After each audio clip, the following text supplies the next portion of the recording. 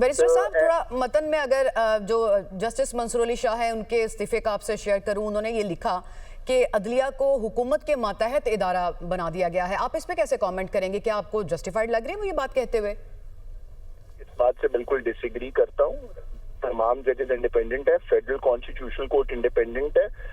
कल चाहे federal constitutional court किसी भी टैक्स मैटर में किसी भी गवर्नमेंट की पॉलिसी को स्ट्राइक डाउन कर सकती है, और जब वो गलत करेंगे तो इंशाल्लाह करेंगे। सेम पावर जो सुप्रीम कोर्ट के पास थी आर्टिकल 184 के अंदर, वो पावर अब चली गई हैं फेडरल कॉन्स्टिट्यूशनल कोर्ट के पास।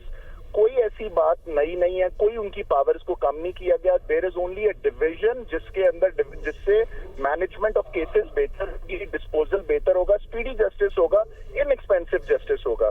और कोई पावर नहीं की गई। जो जजेस होंगे फेडरल कॉन्स्टिट्यूशनल कोर्ट के, except for the first time वो प्रेसिडेंट अपॉइंट करेंगे। उसके बाद जो जुडिशियल कमीशन है वो ही अपॉइंट करेगी जजेस, जो पहले करती रही है।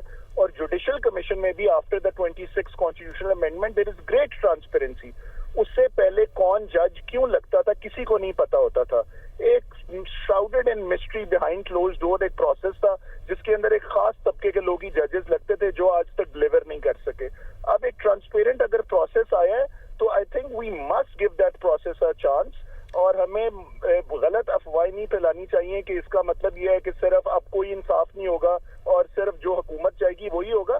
तमाम जजेस इंडिपेंडेंट है, वही सुप्रीम कोर्ट के जजेस यहाँ पर अपॉइंट हो रहे हैं। जो प्रोसेस है फेडरल कॉन्स्टिट्यूशनल कोर्ट का वो बड़े स्ट्रिंजेंट रिक्वायरमेंट्स है सुप्रीम कोर्ट के अंदर जाने के लिए। और पहली लेकिन बैरिस्टर हारिस साहब, कता कलामी की माजर, लेकिन जाहिर स्ट्रक्चर तो चेंज हो रहा है और यही तहफ़्फ़ुज़ात जाहिर किए जस्टिस मंसूर अली शाह ने। उन्होंने कहा पाकिस्तान हमेशा एक ही सुप्रीम कोर्ट रही है और ये हमारा मुश्तरका विरसा है, और उन्होंने कहा कि 27वीं आईनी तरमीम आईने पाकिस्तान पर हमला है। सर, मैं इसका तो बहुत आसान हल है, और जो इस बात का जवाब हमारा आइन का आर्टिकल 239 खुद देता है। आर्टिकल 239 कहता है कि पार्लियामेंट के पास कोई कदगन नहीं है, इसका कोई भी क्लॉज अमेंड कर सकती है पार्लियामेंट।